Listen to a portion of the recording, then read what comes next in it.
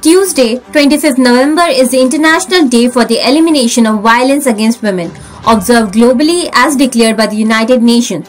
Following the call of AIDWA's central leadership, various programs were held across the state.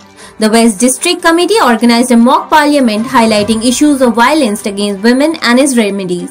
Leaders said that while a mock parliament may not stop violence directly, it sends a strong message to the government on necessary action.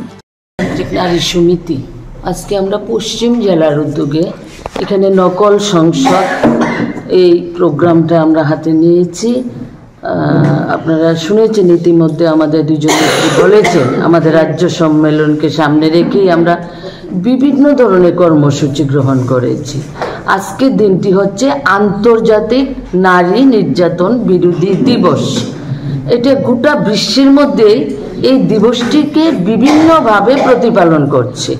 তো আমরা আমাদের দেশের মধ্যেও আমাদের যে সর্বভারতীয় যে committee প্রত্যেকটা রাজ্যকে বলেছেন বিভিন্ন প্যাটার্নে যাতে কর্মসূচি নেওয়া হয়। তো আমরা রাজ্যে আজকে নকল সংসদ করছি। এই নকল সংসদের মাধ্যমে আমরা সমস্যা সমাধান করতে পারবো না, কিন্তু আমাদের মহিলাদের মধ্যে আমাদের একটা উৎসাহ তৈরি হয়েছে।